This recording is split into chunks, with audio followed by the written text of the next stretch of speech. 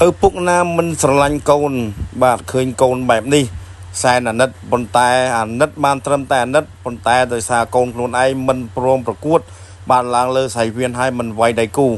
ធ្វើឲ្យបងប្អូនយើងនៅក្នុងស៊ីយ៉ូប៉ុស្តិ៍លេខ5បានមិនពេញចិត្តនៃការប្រកួតរបស់សំណាងនេះហើយជាពិសេសគឺពូណាងជាឪពុកបាទគឺខឹងសម្បាមែនទែនបាទហេតុអីក៏កូនប្រុសមិនវាយចូលមកដល់ទឹកទី1 LLL បាទលំអត់វាយញាក់ចុះញាក់ឡើងអាញាកដារាប់ហើយកន្លែងនេះឲ្យបងប្អូនចូលមកដល់ទឹកទី3ក៏គាត់មិនវាយដែរបាទញោលគាត់ញោលនេះកន្លែងនេះឲ្យបាទអាញាលោកអាញាកដាគឺបញ្ឈប់តែម្ដងគឺមិនឲ្យការប្រកួតឲ្យពូណាងនោះបាទស្ទុះឡើងមកបាទមកដល់លើខឹងកូនបាទខឹងសំណាងនេះខឹងយកតែមែនទេណាហេតុអីកូនឯងមិនវាយបាទគាត់ថាហេតុអីកូនវាយបាទគាត់ខឹងយកតែមែនទេបងប្អូនបាទដល់ថ្នាក់លោកអាញាកដាបញ្ឈប់បាទប្រវត្តិសាស្ត្រឲ្យបងប្អូននៅប៉ុស្តិ៍លេខ5ដែរអាញាកដាបញ្ឈប់បាទទាំងសងខាងគឺមិនឲ្យប្រកួតបន្ថែមទៀតដោយសារការប្រកួតនេះគឺមិនអស់ចិត្តឲ្យពូណាងនោះក៏គាត់ក្តៅក៏ហៅខ្លាំងមែនទែនដោយសារចិត្តស្រឡាញ់កូនពេកបងប្អូនបាទតោះបងមើលទស្សនាវីដេអូទាំងអស់គ្នាថាការប្រកួតគាត់យ៉ាងណាហេតុអីក៏លោកអាញាកដាពមៀនដេញពួកគាត់ចុះទៅលើសៃវៀនគាត់ជឿថាគាត់ពីអភិសិទ្ធទីបាទចូលទៅលោកមួយពីសម្រាប់នេះដល់ចូលទៅជើងមកនេះតែលើចេះមួយពីសម្រាប់អភិសិទ្ធទីរបស់គាត់គាត់ខ្លាំងណាស់មួយអាចចូលបានបាទចូលមួយបាទជួយស្រាវពីសម្រាប់គាត់ជឿក្រោមមួយពីអភិសិទ្ធទីបាទតែគាត់មួយខាងត្រូវอันนี้เป็นไฟเนี่ยอันนี้เป็นไฟไอ้เป็นไฟ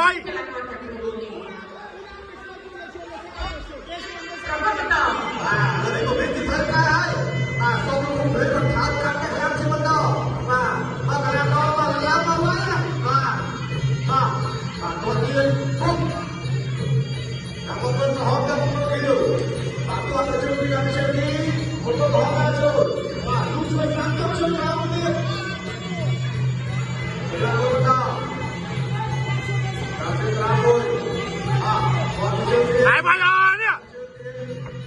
เฮ้ย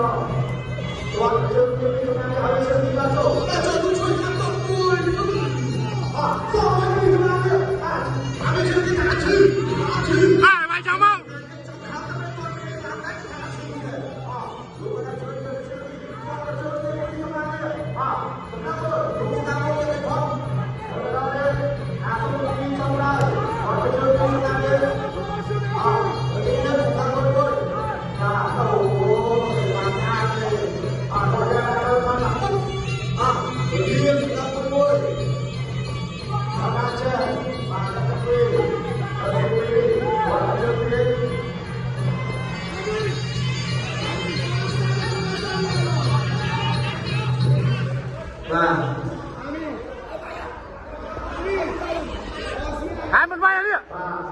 ฮะไอ้ไปอ่ะเนี่ย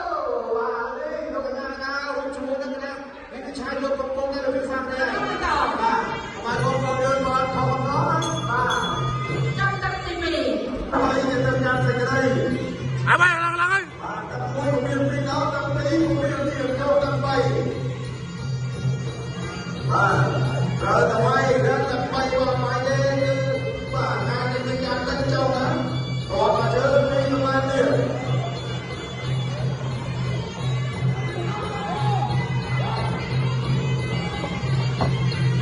ไอ้ตัวเราทำมาทำไม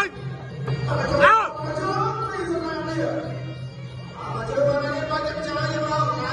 ไอ้ตัวไม่ได้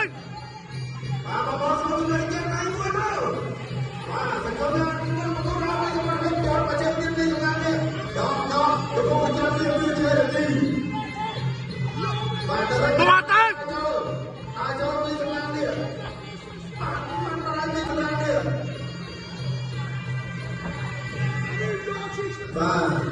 លោកអាក្រាបសម្រាប់បាត់ហើយចាឥឡូវនេះដូចខ្ញុំខ្ញុំបានជម្រាបជូនលោកបាញ់វិញណាខ្ញុំបានជម្រាបជូនហើយថាប្រសិនបើទឹកទី3នេះអូននៅតែមិនវាយទៀត